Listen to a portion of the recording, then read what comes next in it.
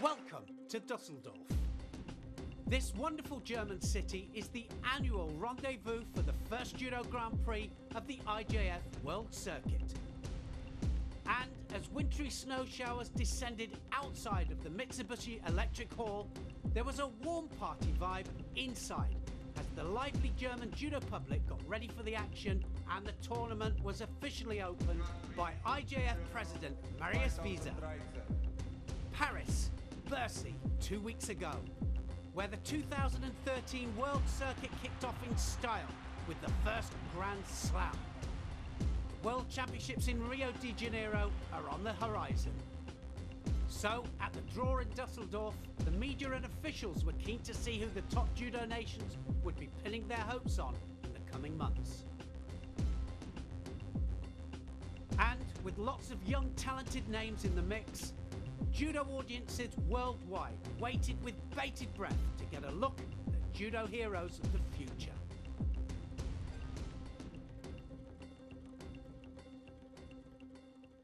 Starting with the female middleweight categories of under 57 and under 63 kilograms. It was two French ladies who were looking to show that they should bear their nation's flag in the next 4 years. Both were on a high, having won gold in Paris, and both were looking to keep the ball rolling. First up was Pavia, the new world #1 who came up with a huge osotogari en route to the final. There she was up against Hirai of Japan.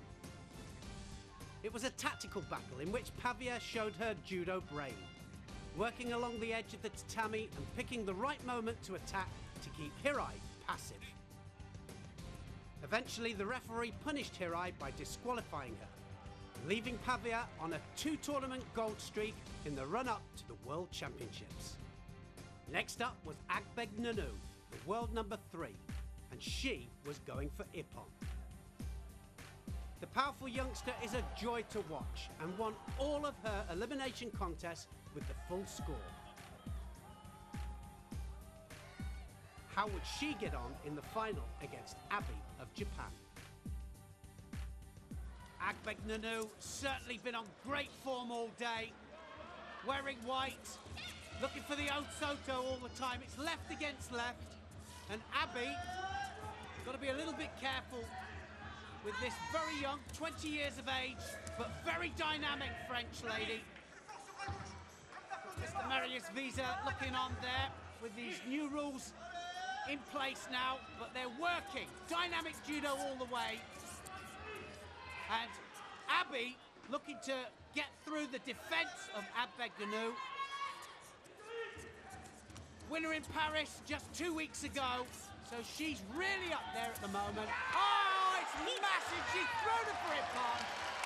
Osoto Makikomi, and she just buries her. Starts inside, it went outside, but Abi didn't stand a chance. Look at that, pushes the arm across, and there, Osotogari drives off that back leg, and she just turns her onto her back for the Ippon. Brilliant stuff from this 20-year-old, and it was just driving all the way. She caught the sleeve, pushes it across. Action, reaction is what she got, and then she got the drive, gets the Ippon, and wins the gold medal. And she is certainly a star for the future. I'm happy because I won in Paris, and 2 weeks later I was able to win this medal. It tells me I'm on the right track for the future. From an established judo nation to a newly emerged one, at under 52 kilograms, a Kosovan, Kelmendi, took gold. Kelmendi looked strong throughout the day and has now confirmed her position as the real challenger in the category, moving to world #2 by beating Romanian Shitu with Ouchigari in the final. It always have been my dream to be maybe in top 10, and now when I am second one, I'm really happy, especially before the European Championship. This is really good. At under 70 kilograms, it was the Dutch who were boasting their new judo star, Polling. She showed why they have such high hopes for her by coming through to take gold. 2 weeks ago in Paris, Polling caused a stir when she threw the great Lucy DeCoste for Ippon in front of her home crowd, before going on to claim the title. Here in Dusseldorf, she was out to prove she was no one-hit wonder, and looked impressive throughout the day. Strong and determined, Polling dispatched all of her elimination opponents with Ippon scoring throws to set up a final against the home favourite, Vargas Koch. There she threw her opponent not once, not twice, but 3 times, eventually scoring Ippon with this fantastic Uchimata. She's now up to world number 3 and looks to be peaking just at the right time.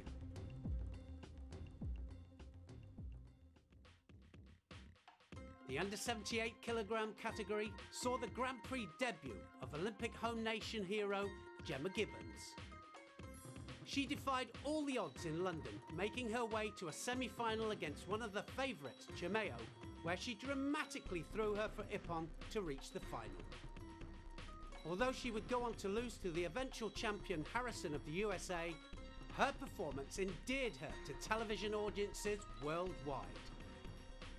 And in Dusseldorf, she showed it was no fluke, progressing to the semi-finals, displaying some lovely judo along the way.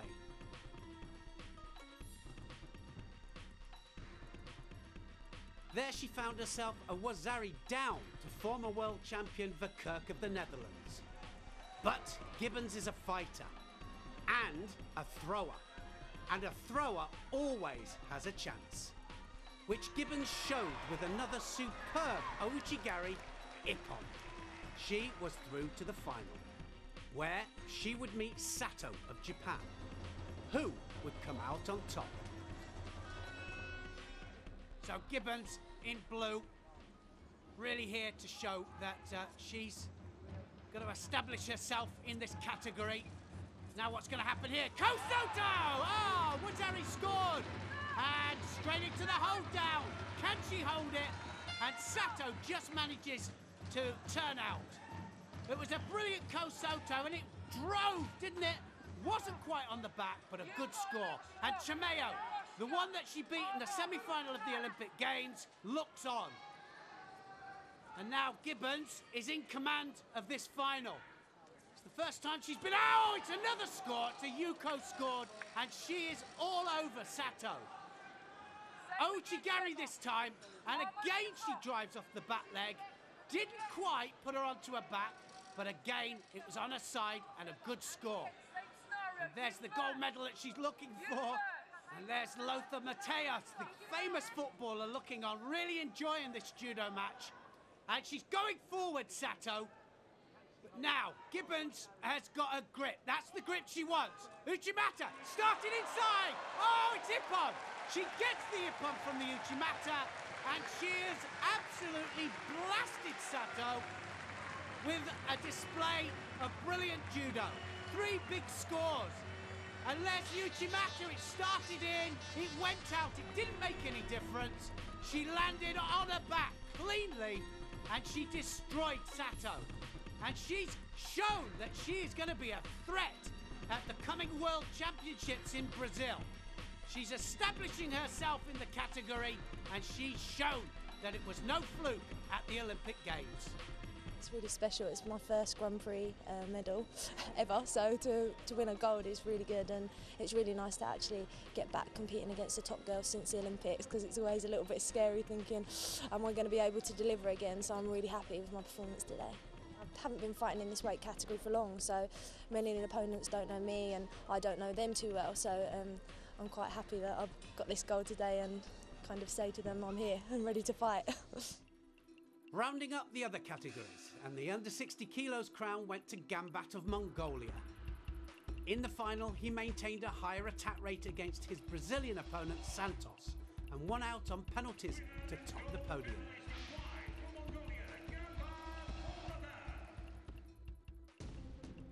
At under 73 kilograms, Wang was in action. After a disappointing Olympics, he was looking to defend his Dusseldorf title from last year, and build momentum towards Rio. Looking strong, he ploughed forwards. His attacking brand of judo never fails to impress, and his trademark Kouchigari came to the fore as the day went on. Enticing his opponents forwards with the smallest of feints, he then drives them backwards to score. Francis Duprat lay in wait in the semi-final and was up for the challenge.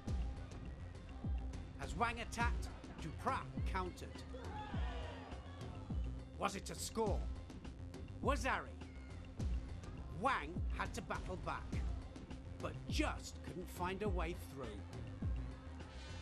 However, all-out attack leaves you vulnerable, and Duprat took his chance beautifully, throwing Wang for ippon. It was enough to give him gold, as his opponent in the final suffered disqualification for an illegal leg grab.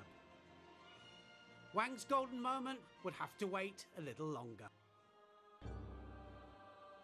Despite the youth on display elsewhere, the under 100 kilos category saw the return of the veteran, Ono. One of the most dynamic technicians the sport has ever seen. When he steps onto the mat, the world stops in anticipation of fireworks. Ono is the king of the ippon. Yet somehow, he's never been world or Olympic champion. Last seen in 2011, winning bronze at the World Championships in Paris. Everybody thought he'd hung up his judo gi for good. But Ono hasn't given up hope of that world title yet. And although normally an under 90 kilo fighter, he was a surprise entry at the higher weight category in Dusseldorf. However, in his first contest, it soon showed that the weight wasn't an issue.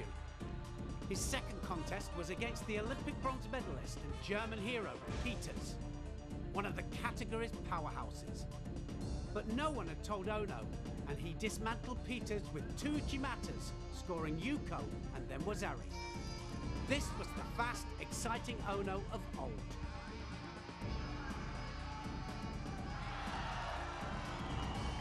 He then faced off against Mammadov of Azerbaijan and found himself in trouble. A foot sweep from his opponent scored Wazari, but worse still, landed him on top in a hold. Ono had to escape. So he dug deep and managed to summon enough strength to wrest himself out from underneath Mammadov, straight into an arm lock. But he held on just long enough to hear the referee shout "Mate!" Stop! Music to Ono's ears. However, he was still behind and now needed an ippon to win. He started to threaten. He got his grip, and then he gave it everything he had. Ippon. So fast that only in slow motion could you see the second stab on the attack that made all the difference. Ono was into the final. There he would be up against Marais of France. Would Ono make it the perfect comeback? So Ono, at his new weight of minus 100 kilos, and he's just been destroying everybody all day. Great technician, Ono, looking for the line for the Uchimata. Marais not having any of it. Oh, Yoko Satemi, beautiful Yoko Satemi. And Ono goes to Wazari down. Look at that. He just drops underneath. It was all controlled from the upper part of the body. Nothing went onto the legs, and it was a beautiful Yoko Satemi. And Ono is now down. So Ono now got to dig deep and try and get this back. Looking for the Ouchi. Ah, it's a nice Ouchi. And all the time, looking to get the line for the Uchimata. He uses that Ouchi to open it up. Marais does well to avoid that. Just turns onto his front, no score. Ono still down. Needs an ippon really to win this. Is he going to be a real threat for the World Championships? Is he going to go to the World Championships? There was the Uchimata again. Couldn't get the line. Marais. Good tactics from him. He just kills it dead. There's the Ouchi. Then the Uchimata, but he collapses on the main leg. And Marais playing really good tactical judo. Doing everything that he has to do. The grip fighting, so important, but they've got to go in faster. Nice kouchi there from Ono. Technically, oh, well, he scores a yuko for that. Technically, one of the greatest fighters, but still never won a world or Olympic title. Is he going to be in Brazil, trying for the under 100 kilos category? So Mare just defending now, and the time's gone. Mare fought very, very well, tactically very astute, and he's got to be a contender as well in Brazil. And Ono very disappointed there, but he got outplayed. There's the Yoko Satemi, drives him right the way over. He really pushed with the head, and he drove off that bat leg.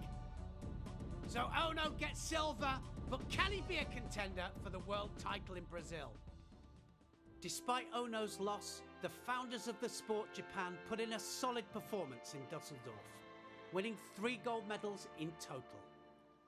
The first came from Okamoto at under 48 kilograms.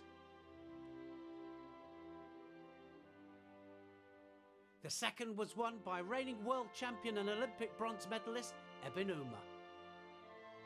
But pick of the bunch was the over 100 kilogram gold medalist Mimose, whose ippon in the final against Dukruishvili of Georgia was a treat for all traditional judo fans. As the Georgian advanced, Mimose darted his leg out and pulled him forwards to trip him and land him flat on his back. Taitoshi, one of judo's core techniques, but seldom executed this well. However, vying with Mimose for ippon of the category was Mora of Brazil in the bronze medal contest. He attacked forwards with a hopping ouchigari. Then, as his opponent stepped backwards, he dropped into the opening to throw with the Yoko Tomanagi, the likes of which are rarely seen amongst the heavyweights. A beautiful ippon from the Brazilian. And another Brazilian was on the podium at over 78 kilograms, though this time wearing gold. Alphamum came through a battle of the Uranagis with Andiol of France in her final. She scored first, before Andiol struck back. So, ultimately, it took penalties to split them, of which Alphamum had conceded the least, meaning she would be celebrating German Grand Prix gold. After sitting out the Paris Grand Slam, the world #1 at under 81 kilograms, Kim of Korea, was using Dusseldorf as his testing ground for the new IJF rules. He managed to battle his way through the eliminations with small scores, never quite managing to land his opponents on their back for the maximum ippon score. In his semi-final, Kim received a penalty with 1 minute to go, which meant he was down in the contest. He was forced to go forward, and Georgia's Siglari picked him off. But was it a score? Had Siglari landed him enough on his back to get a yuko? Yes. Kim in real trouble. With 10 seconds to go, Kim launched one last-ditch attack. Could he get it back? No. Kim knew the game was up, and Siglari had taken a major scalp. His Georgian teammate Shrikishvili was blasting his way through the other side of the draw. One big uchimata followed another.